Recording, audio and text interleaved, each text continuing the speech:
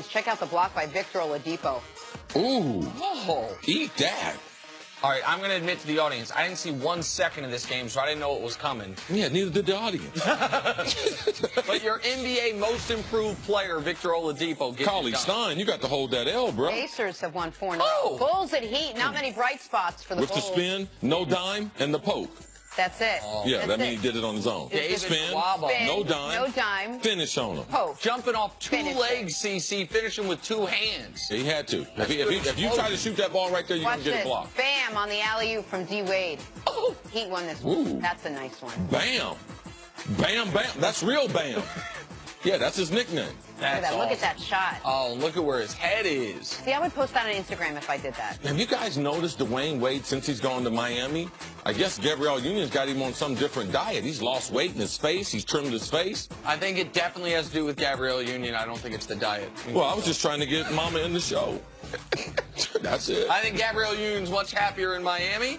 Yeah. So There are is fringe D-Wade, benefits to apparently. that. Yeah. All right, moving on to the They NFL do draft. more Let's move crowd it shots, along. too, with him down there, too. Moving along. Lamar Jackson just saying. participated in Louisville's Pro Day yesterday. All 32 teams were in attendance to watch the former Heisman winner throw. None of the 32 teams in attendance saw him run the 40. He decided not to run it at the Combine. He decided not to run it yesterday. Either that.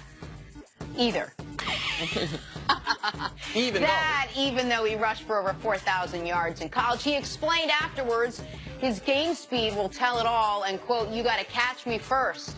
I've never been able to relate to that more, Nick, right? CC, did Jackson make the right decision not running the 40? Yes, I can respect his decision not to run the 40 because his 40 time's not going to matter. Now, he's not as fast in the 40. He realizes that. So he decides that he's not going to run. Why do I know that? I saw him play when he was in high school. He's a kid from South Florida. Now, quarterbacks, especially in college, because they're in space, and when they run the football, because the hash marks and everything, they look a lot faster than what they are. Like even people like Tim Tebow, he ran the ball in college. They look a lot faster than what they are because the angles that they have. It's almost like kicking the ball, punting the ball to a guy. He has a lot of open space compared to a wide receiver or a running back. So he doesn't need to be as fast as them. He has the overall quickness. He has the running ability, the open field running ability to be able to make people miss that is far more important than what his 40 time is. But he's making a business decision. He's transitioning as a thrower into the NFL, not a runner. So that's the reason why he's not going to run the 40. He doesn't want the focus to be on his legs. He wants the focus to be on him getting the ball under center, which he didn't do in college, and throwing the football. So wouldn't he want them to see that he's not such a great runner so that he can focus on just playing from the pocket? There's I would say no to that because No, he's a great runner. But that he's not as fast as the clock's going to indicate the way he plays in the game. But you're saying we don't want him to be fast. No, I don't think it's ever good to be slow versus fast. Okay. But what I think he recognizes is no matter how he runs, it will be spun negatively. If he runs the fastest 40 any quarterback ran at the Combine was 4.63. He would run faster than that. Yes. I would be very surprised if he didn't run faster than that. So he's going to run. He would be the fastest quarterback in the draft. But if he only runs a 4.52, then people, the way the narrative would go is, oh, maybe he's not as dynamic an athlete as we thought.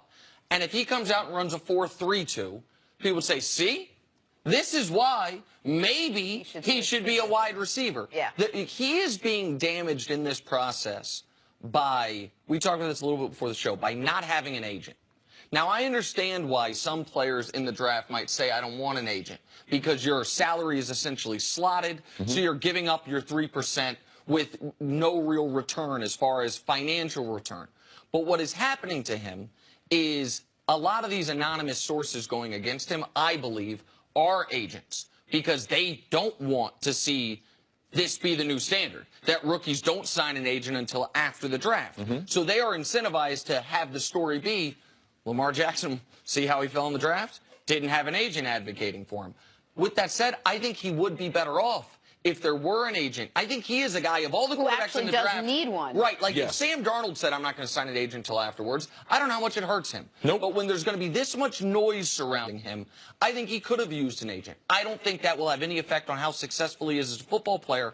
But I can't see the headline coming out of him running the 40 that helps him. I can only see it hurting him. He's either slower than we thought, too fast, like he's playing by a different set of rules than all the other top quarterbacks. Is that the only noise that's surrounding Lamar Jackson? Just whether or not he's actually going to go down that lane and be the quarterback that a lot of teams don't want him to be? I think people are concerned about his throwing motion. People are concerned about, can he be consistent?